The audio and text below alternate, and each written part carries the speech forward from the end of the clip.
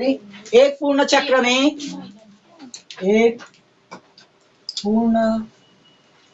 में आई स्क्वायर के मूलमान के वर्गमूल को, इसको पूरा लिख लेना ना, प्रत्यावर्ती धारा का वर्ग माध्य मूलमान कहते हैं। इसे IRMS से प्रदर्शित करते हैं। इसे IRMS से प्रदर्शित करते हैं। समझ लो, एक पूर्ण चक्र में आई स्क्वायर के मूलमान के वर्गमूल को क्या कहते हैं? प्रत्यावर्ती धारा का वर्ग माध्य मूलमान कहते हैं। इसे IRMS से प्रदर्शित करते हैं। R root means square value, root means square value, वर्ग माध्य मूलमान। अब थ्योरी के अकॉर्डिंग हमें इसका व्यंजक निकालना पड़ेगा। जैसे समीकरण ही बोलते हैं ना, थ्योरी लिखते हो उसके बाद समीकरण निकालते हो। देखो, आई स्क्वायर RMS प्रत्यावर्ती धारा का वर्गमूल एक पूर्ण चक्र में आई स्क्वायर बनेगा अपॉन में टी, वर्गमूल बोला है ना, एक पूर्ण चक्र में आई स्क्वायर, तो आई स्क्वायर आया, और पूर्ण चक्र बोल दिया मतलब 0 से टी होगा। अब आई स्क्वायर तो आ गया, अब वर्गमूल बोला है इसलिए इधर क्या आया?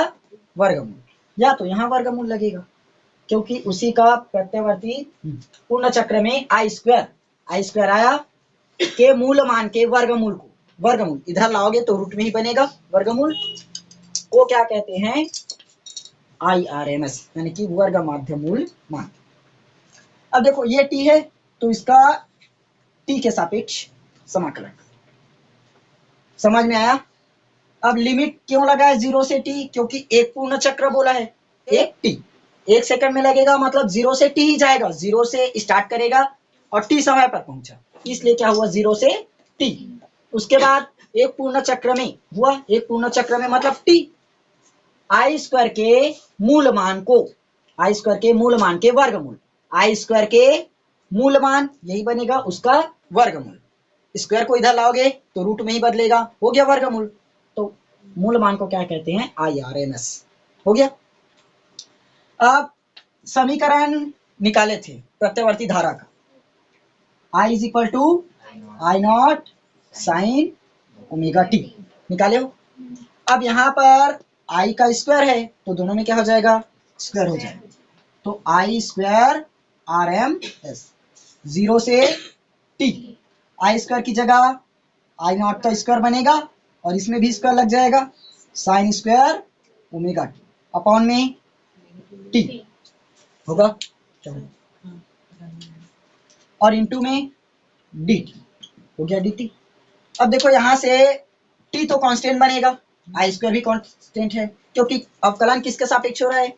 t के सापेक्ष, t के सापेक्ष है तो t वाला बस रहेगा, बाकी सब कांस्टेंट बनेगा। तो I0 का स्क्वायर अपॉन में t, 0 से t, बाहर हुआ क्या बचा? साइन स्क्वायर ओमेगा टी और इंटू में dt। अब यहाँ से फॉर्मूला लगाओ, हम लोग अवकलन जानते हैं, साइन स्क्वायर का अवकलन पढ़े हो, साइन स्क्वायर थीटा का अवकलन जानते हो? साइन थीटा का पता है या तो कॉस थीटा का पता है, लेकिन साइन स्क्वायर थीटा का तो नहीं पता, नहीं है ना, तो उसके लिए फॉर्मूला लगाओगे, फॉर्मूला लगाओ, चूंकि ये तो फॉर्मूला पढ़े हो, cos 2 थीटा बराबर 1 माइनस 2 साइन स्क्वायर थीटा है। तो यहाँ से यदि हम लोगों को किसका मान चाहिए? साइन स्क्वायर थीटा का, तो क्या करोगे? पक्षांतर कर दोगे सीधा, 1 माइनस cos 2 थीटा मिलेगा बराबर में 2 साइन स्क्वायर थीटा आया। अब हमें क्या चाहिए? सिर्फ साइन स्क्वायर थीटा चाहिए, क्योंकि यहाँ पर तो सामने में 2 नहीं है, तो 2 को हटाओगे तो ये क्या बन जाएगा? 1 माइनस cos 2 थीटा बटे में ये हो गया साइन स्क्वायर थीटा। मिला? मैथ्स में है ना। कॉस 2 थीटा बराबर 1 माइनस 2 साइन स्क्वायर थीटा। हमने क्या किया, कॉस थीटा को पक्षांतर कर दिया तो 1 माइनस कॉस 2 थीटा बना, और इधर 2 साइन स्क्वायर थीटा हो गया।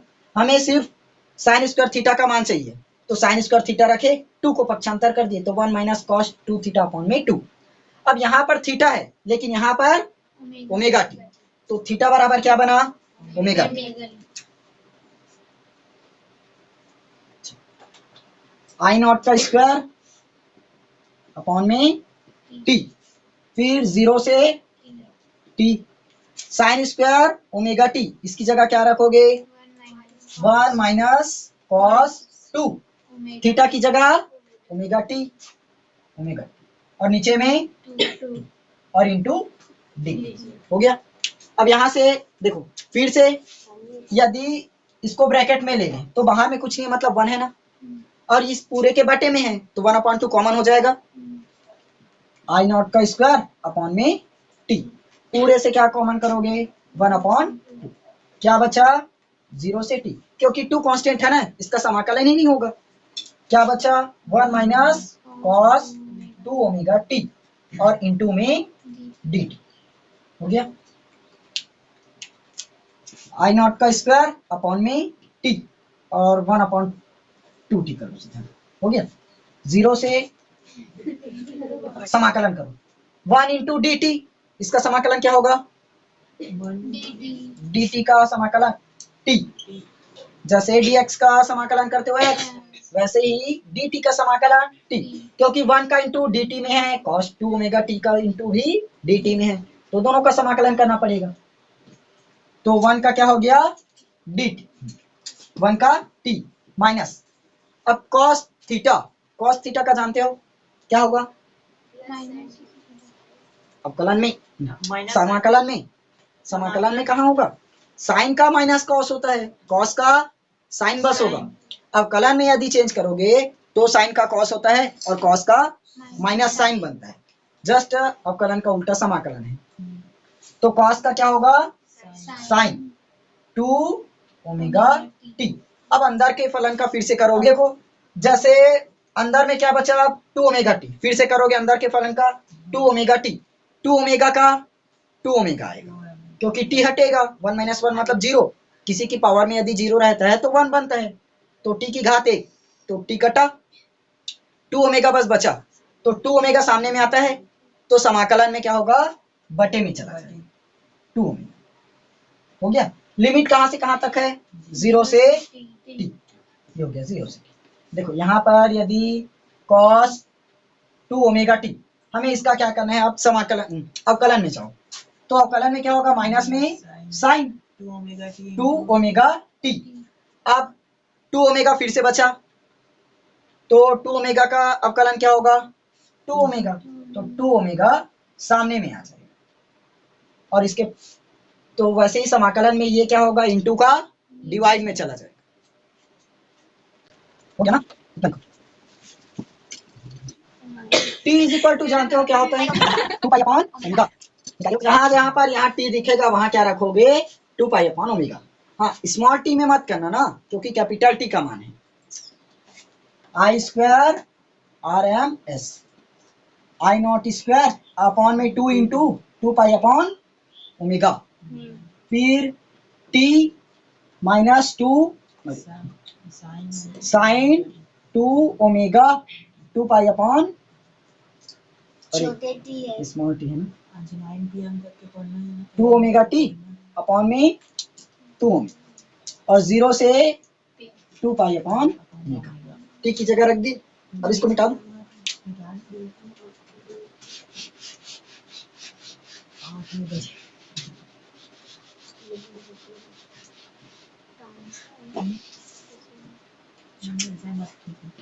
ये हो गया आई नॉट स्क्वायर, और ये 2 दूनी 4 पाई बटे में ओमेगा, यहाँ से t minus sine 2 omega T upon में 2 ओमेगा, 0 से 2 पाई अपॉन ओमेगा, ओमेगा को ऊपर लेकर जाओ तो omega I naught square upon में 4 pi T minus sine 2 omega T upon में 2 ओमेगा, 0 से 2 पाई अपॉन।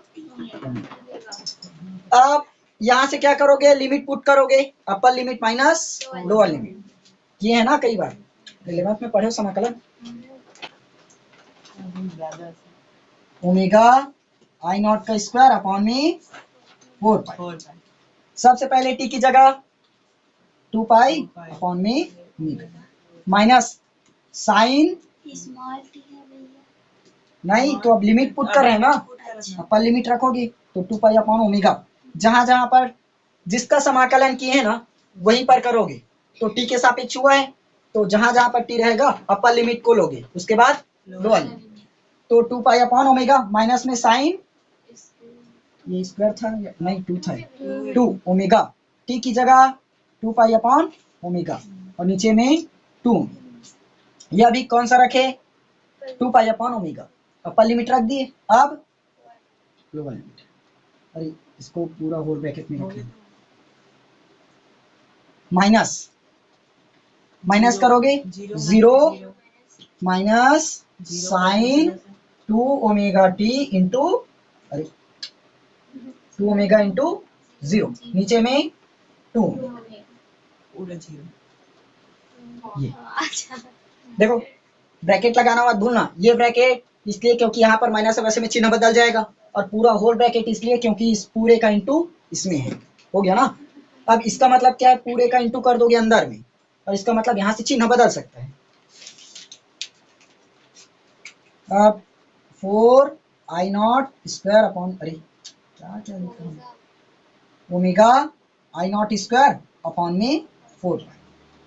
ये हो गया 2 pi upon omega minus omega से ओमेगा कटा, कितना बचा साइन 4 पाई, 2 दूनी 4 ना, और 2 ओमेगा, फिर 0, ये 0 को छोड़ दो अब, और ऐसे करते हैं, इसको बाहर निकाल दो ब्रैकेट से, माइनस और माइनस प्लस, ये कितना बनेगा साइन 0 अपॉन में 2 ओमेगा आएगा। अब साइन 0 का मान कितना होता है, 0 साइन 0 का मान I square R M S omega I naught का स्क्वायर अपॉन में 4 पाई। हाँ चलो 2 पाई अपॉन ओमेगा माइनस, अब साइन 4 पाई का मान कितना मिला, साइन 4 पाई का मान 0 अपॉन 2 ओमेगा प्लस साइन 0 का मान अभी बताया था कितना होगा, साइन 0 का 0 अपॉन में 2 ओमेगा। हो गया। तो ये दोनों तो पूरा 0, क्या बचा, ओमेगा आई नॉट का स्क्वायर अपॉन में 4 pi into 2 pi upon omega, ये पूरा 0 हो गया ना। ओमेगा से ओमेगा कटा, पाई से पाई भी कटा, 2 एकम 2 और 2 दूनी 4, आई नॉट का स्क्वायर अपॉन में 2, ये क्या बचा इधर, आई स्क्वायर आर एम एस, तो आई आर एम एस इधर निकाल दिए तो क्या बनेगा, आई नॉट का स्क्वायर और अपॉन में 2, पूरा रूट में चला जाएगा। अब यहाँ से रूट को हटा दूं, आई आर एम एस, देखो स्क्वायर से इसका रूट कटा, लेकिन 2 का रूट अभी बचा है, तो आई नॉट अपॉन रूट 2, हाँ उसका 0.707। अब इसको इस तरफ लेकर आओ, तो I R M S into 0.707 बराबर आई नॉट। तो यदि पूछे धारा का शिखर मान धारा के वर्ग माध्य मूल मान के 0.707 गुना होता है। हो गया।